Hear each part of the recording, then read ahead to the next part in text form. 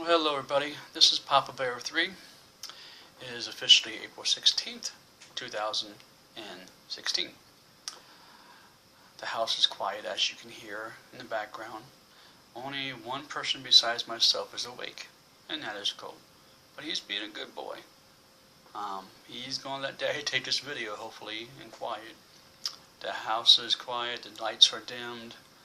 I'm pretty bummed looking here. Yeah, I have my Walking Dead Fight or Die. And I actually have my Walking Dead pajama bottoms. But I decided I needed to do this video. It's been forever since I did the video with the kids or with me. I mean, with the kids, I think I did one before recently, but by myself, it's been a long, long time. So bear with me. This video might be long and it might get emotional because this day is an anniversary of something that happened 2016, 2011. Many of you might know what day I'm talking about. Some of you family and friends were around when this happened. Many of you read about it on Facebook. But it was a very hard day for me. It was technically the worst day of my life. There's only a few other things that can make that day worse. A death of a child. Something seriously happened to the child. And that's pretty much it. What I'm about to tell you is pretty well the lowest I've ever been in my life. Now, many of you recall that I have depression, and many of you call my life history from childbirth to things that happened to me from being child molested when I was 6 and 9 to trying to commit suicide at age 16 and to having a really rough childhood.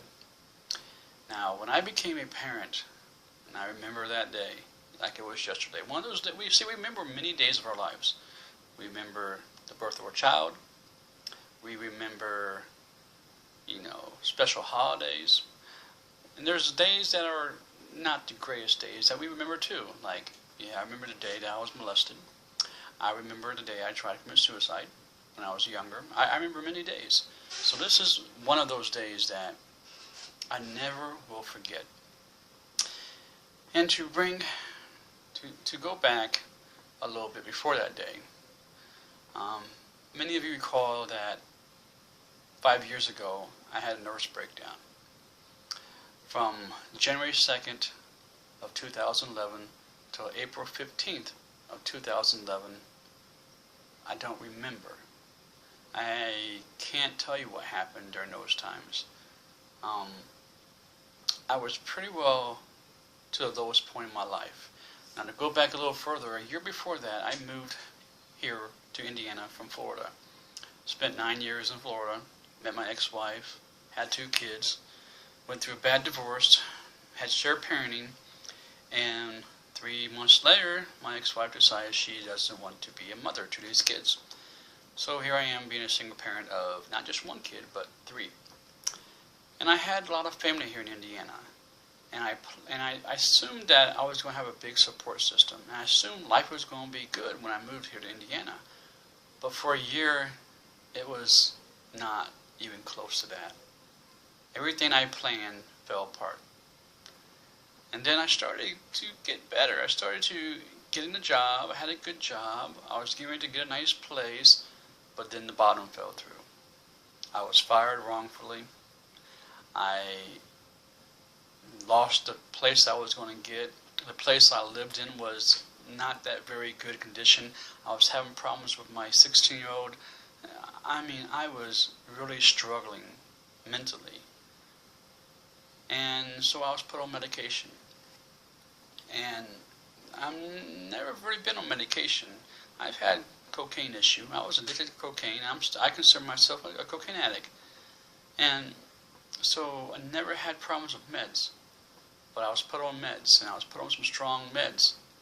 And from January 2nd till April 15th, I overdid my meds. and I overdosed several times on my meds. Why? Well, to be honest, I was trying to kill myself. Life just fell out from underneath me. I didn't want to live. Now, I remember back in 1995, 7795, when my oldest son was born. I remember sitting down at his place that he was at in the hospital, and I promised him that I would never abandon him, that I would break the cycle before me. My dad abandoned me, and no offense to my mom now, but back then she wasn't a great mother, and she pretty much abandoned us too. So I told myself I would break the cycle before me. And I was doing a pretty darn good job. But anybody who knows anything about depression knows it builds up. And sometimes when you least expect it, it takes over. Now, during these months before April 16, I overdosed several times. And I tried twice to commit suicide. Was in the hospital for, I think, a week the first time, and pretty much around a week the second time, I think. And I was a mess. And each time that I overdosed, I was on the ground. And each time that I overdosed, guess who found me? My 3 kids. Now, as time went on, I didn't really think, I thought they forgot a lot. But I remember one day, years later, my son, Cole, who's now 8, he told somebody that, I think it was a therapist or whatever, he said, yeah, I remember when Daddy was on the ground and I was shaking him to wake up. Wow, that hit me hard that day. That he still remembered that affected him that much. Now, back during these months, to be honest, I care about no one. I didn't care about anyone but myself. I was all about poor Papa Bear. Nobody loved me. My life was bad. Poor me.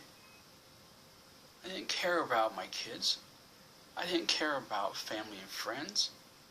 I mean, if I did, I wouldn't have done what I did. And for me to have my kids go through that, I'll be the first to say I was an unfit father. I had no right to be a parent to those kids and put them through what I put them through. Months after months, several times happened to see me on the ground, near death. You know, the last time I was told that I was pretty foaming at the mouth and that, you know, I was pretty much on deathbed. But I mean, if it's true, I don't know. I don't remember. I remember going to the hospital a lot. I remember the first time that I tried to commit suicide, I was in tears. And they asked me, do you want us to put you in the hospital? Do you want help? And I begged for it. I cried, yes. I was in there for a week. Got out. Thought I was ready. My house was destroyed with water damage. I snapped. I tried to commit suicide again. Each time, my kids found me. Each time, I was an unfit father. And then, the second time I got out was actually April 16th of 2011. The worst day of my life. Now, the first time I was in the hospital, my family had my kids. The second time I was in the hospital, my family had the kids. But the second time, DCF, which many of you know as CPS, Child Protective Service, or Division of Family, you know, there's different names for them. We call it DCF here. That's called Department of Children and Family Services. They came to my house, and they heard about everything I went through. And I was a nervous wreck that day. See, the point is, go back a little bit. Besides the meds that I was on, I was also on the meds of the first hospital and the second hospital. So imagine being on 3 different meds. And we're not talking about 3 bottles. We're talking about 6, 9.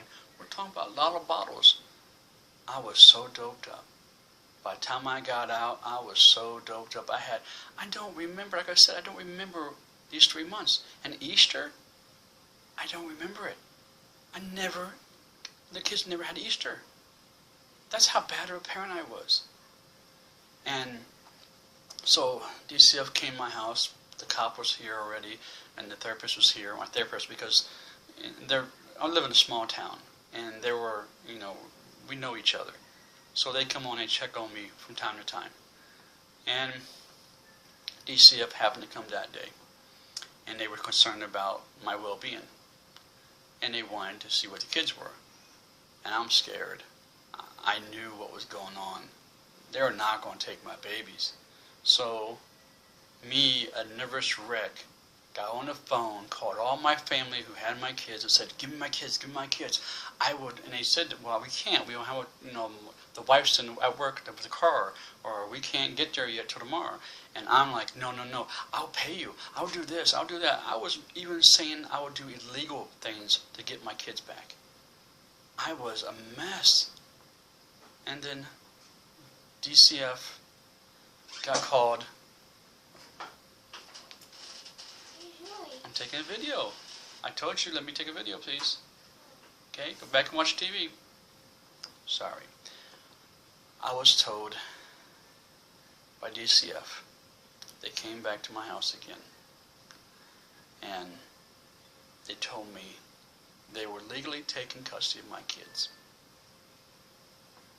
I fell to the ground.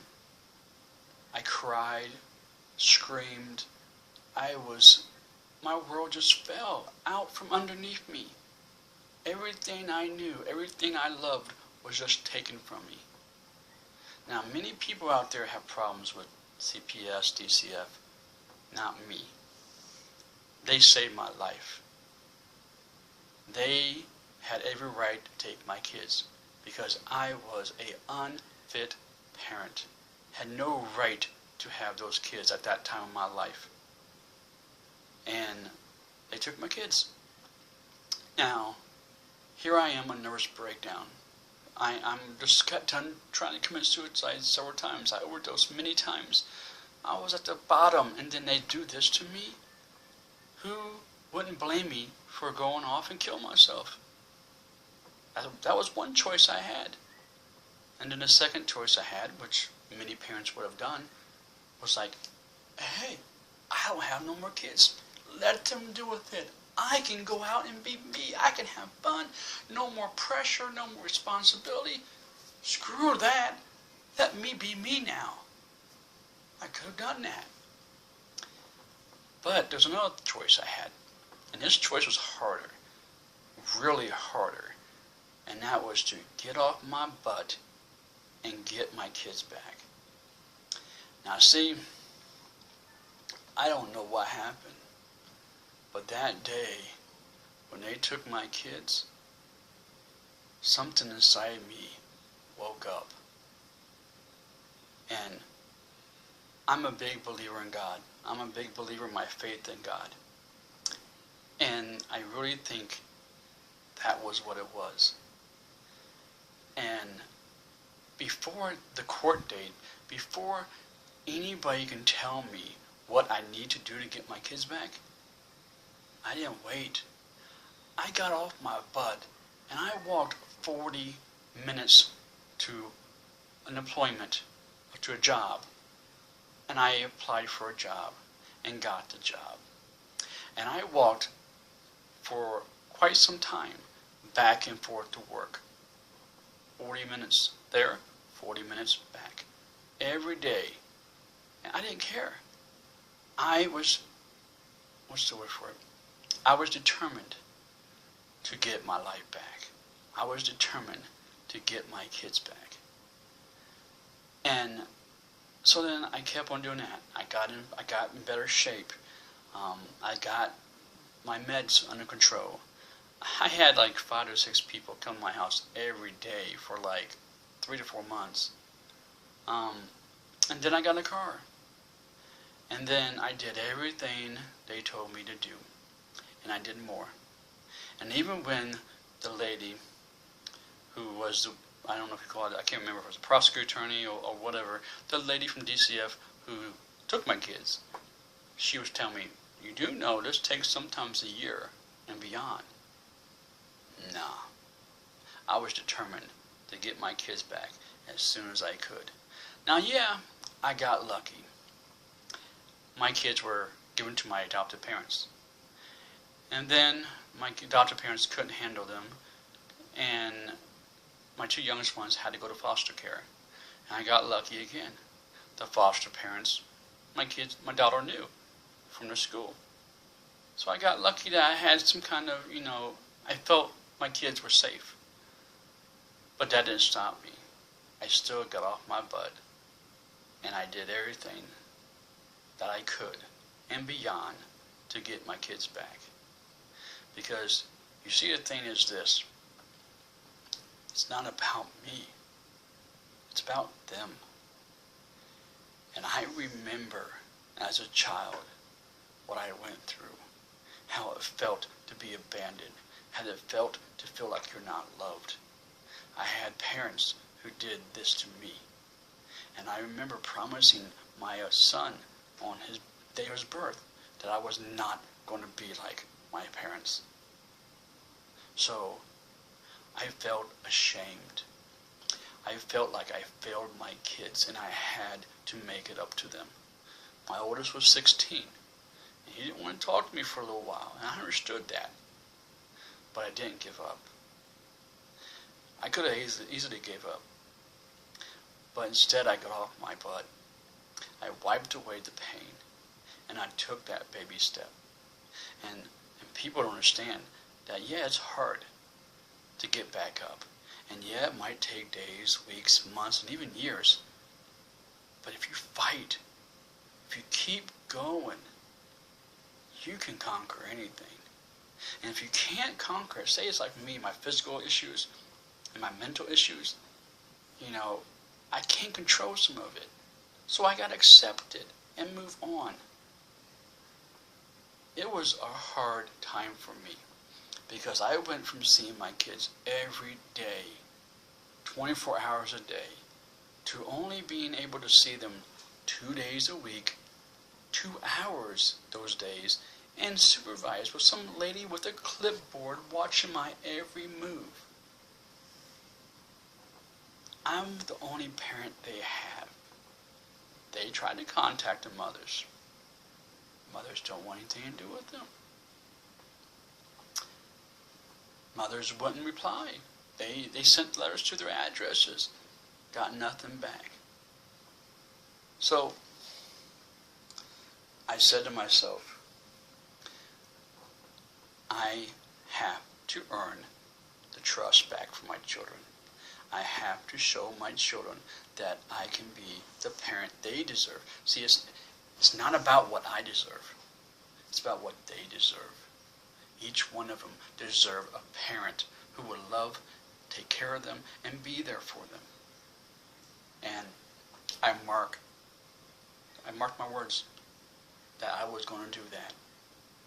And each time DCF, the courts, whatever, told me, you got to do this, you got to do that. Yes, sir. Yes, ma'am. You'll be done. And I did it. And it was hard to wake up in his house being empty. Because, see, that's all I know. All I know in my life is to be Papa Bear 3. I was a single parent at the age of 25, right out of college. That's all I knew how to do. My entire adulthood was being a parent. And for once, I forgot. I forgot why I'm here. I'm here to be their father. I'm here to break the cycle before me and to show my children what it's supposed to be like to have a parent who loves you and there for you. Now, I'm not perfect. Even still today, I have my days and I'm drained, and I can't lie to you. If someone goes, well, Ron, do you ever think about suicide again? Yeah, I do. When you have depression, you got to understand it. You can't just turn it off. It's there. You have days where you're like, oh my God, I can't do this no more. Oh my God, my special needs child is draining me. Oh my God, my daughter, she's just, I can't handle it. And you think of the easy way out. But you know what? I remember April 16th, 2011. I remember the day they took my kids. And whenever I feel I can't take it no more, that is a wall in front of me that stops me in my tracks and says, Ron, you want to go back there again? I don't. That day, I could say this anniversary, 5 years anniversary, is a bad anniversary. But it's not. This anniversary is the day I got my life back. The day I became a better parent.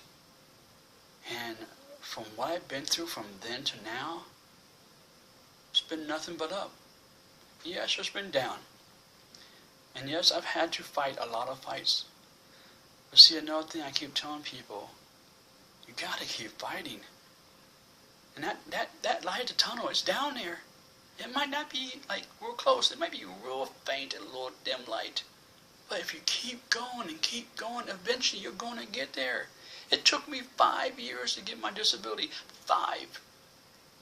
Many people judged me. Many people said, you can work. I had 2 choices. I could work, which I've been doing since I was 14, and hopefully don't end up in a wheelchair. Because people don't understand. You can see me and you're thinking, oh, he's fine. But you don't know what nerve damage does. I worked a weekend job, and coming home, I couldn't get out of my car. I would walk in my house with the help of my oldest son, and I would freaking look like I'm walking like a drunk man. I would wake up in pain. You know, people don't understand this. I got family and friends look at me and judge me. They're not me. They have no idea what I go through.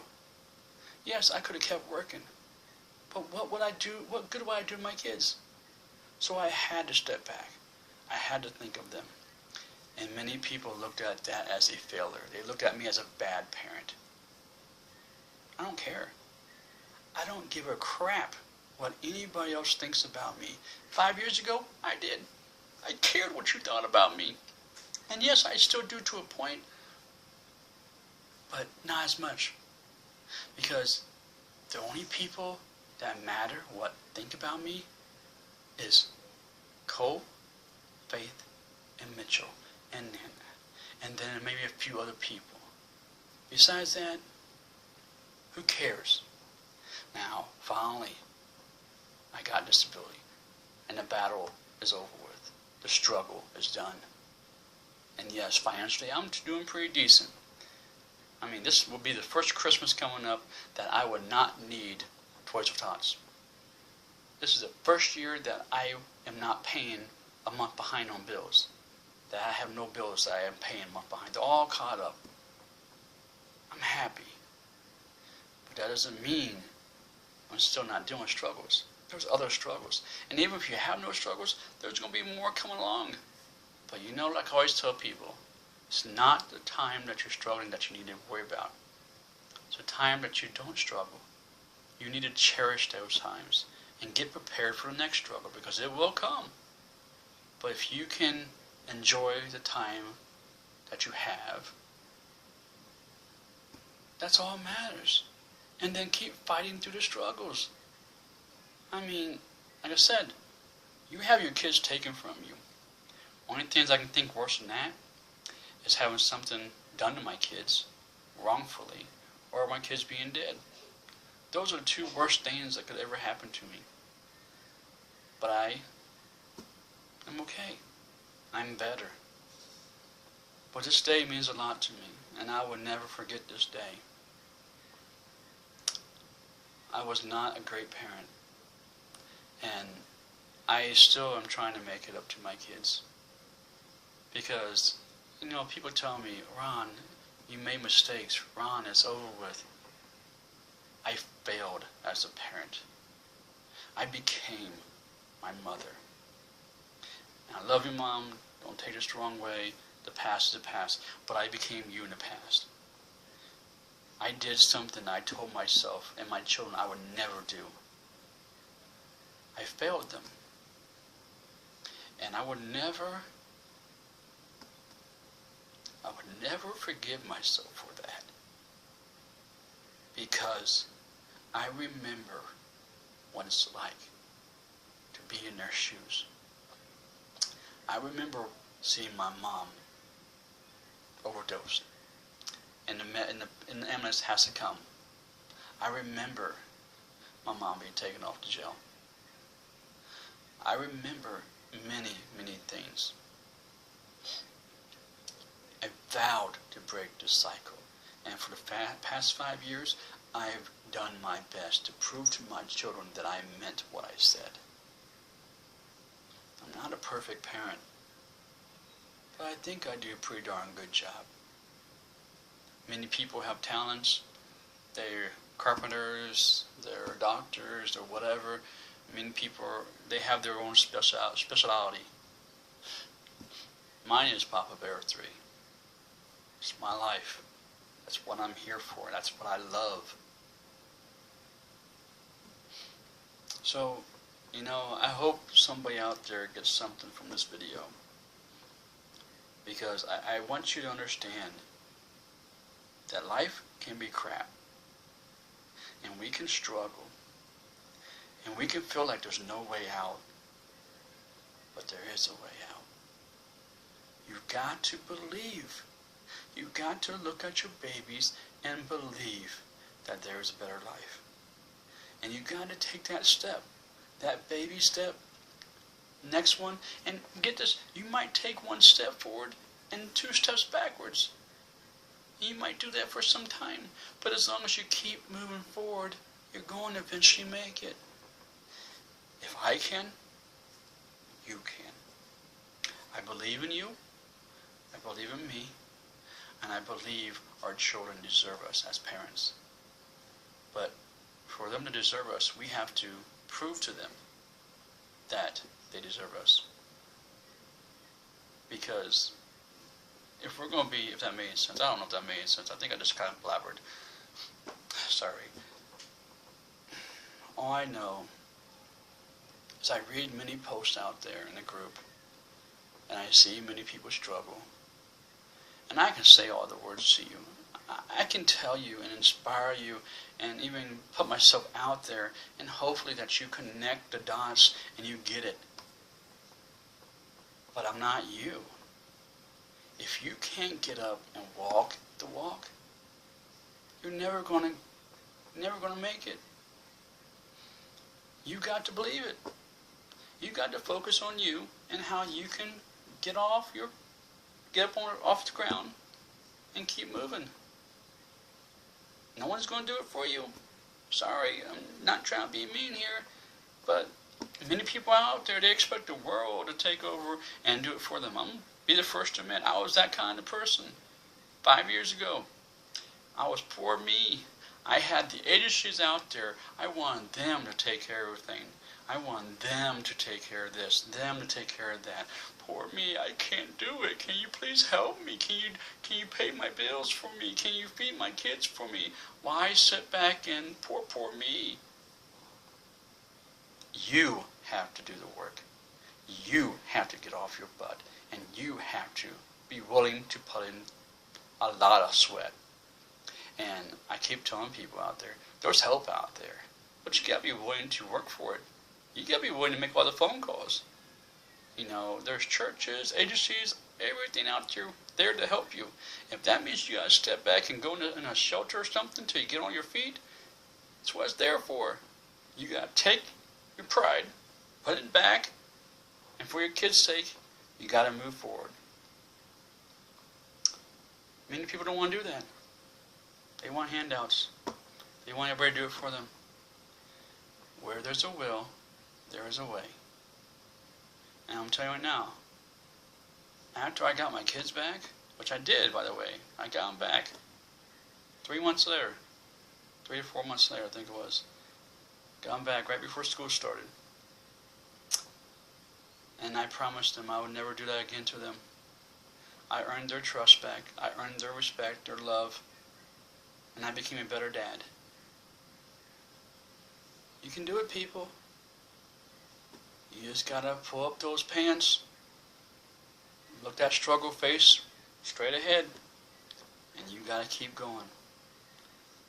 Because if anything else, those kids deserve that. You know, you need to do it for yourself too.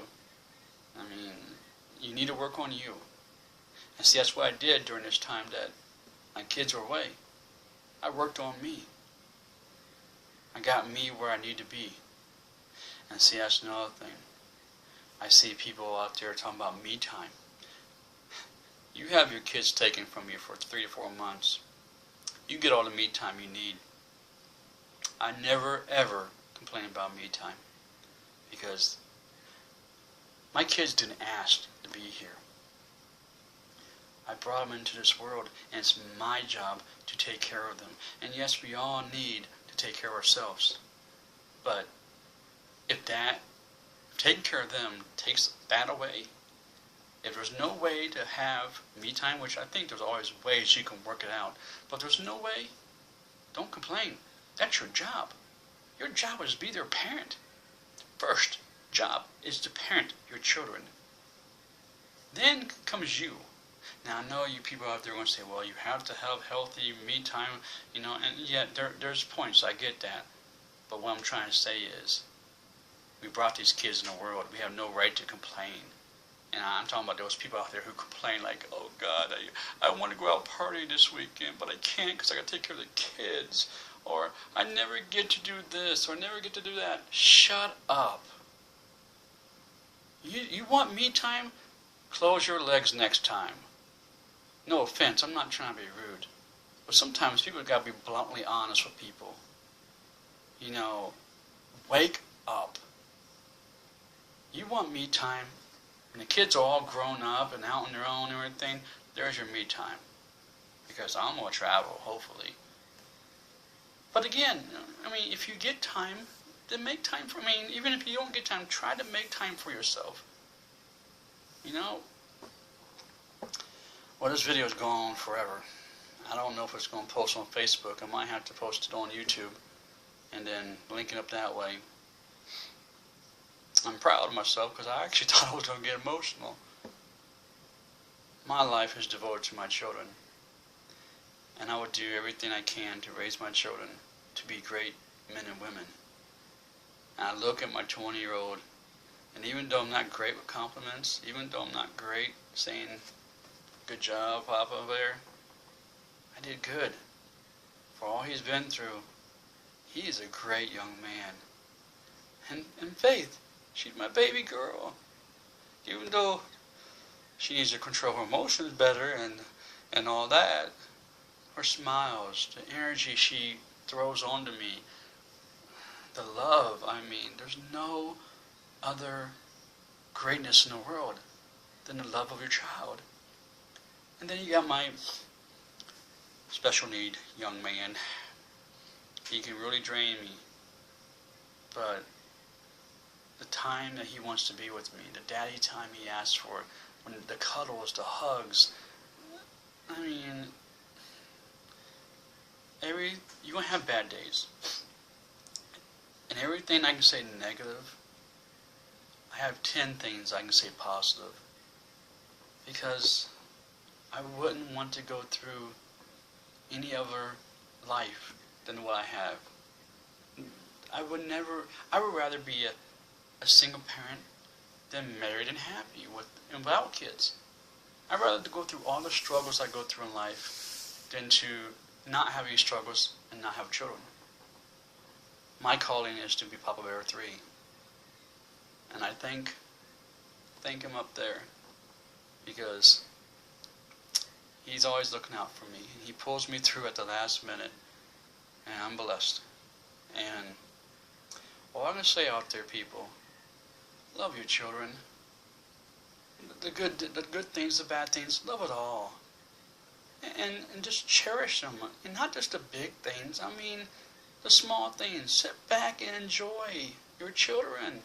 They're growing up, and they're going to be gone. And then you're going to be saying, God, I wish I had that time back. I wish my 20-year-old was 10 again. It's never too late. But you got to want to do it. Nobody's going to take care of you or your children but you. And I guarantee you, when you accomplish that, you are stronger than ever. And you feel good about yourself. Because after I got my kids back, I was walking tall. Because I did it. No one else but me did it. So with that, I say, have a good night. I love you all. I enjoy being the founder of this group. I get drained sometimes reading some of the things, but I just want you all to know that you're not alone. You're not alone. There's people out there who get it. We live it. And women, it's not just you. Us men who are single dads, we understand. I cry. I frustrate. I go through the same battles you go through. We're not alone. I put my hand out here for you to grab, and we can do this together. Many of you have seen my kids grown up. I know several of you have seen Mitchell when he was like 5 years old. Let's do this together. Love you all. Papa Bear out.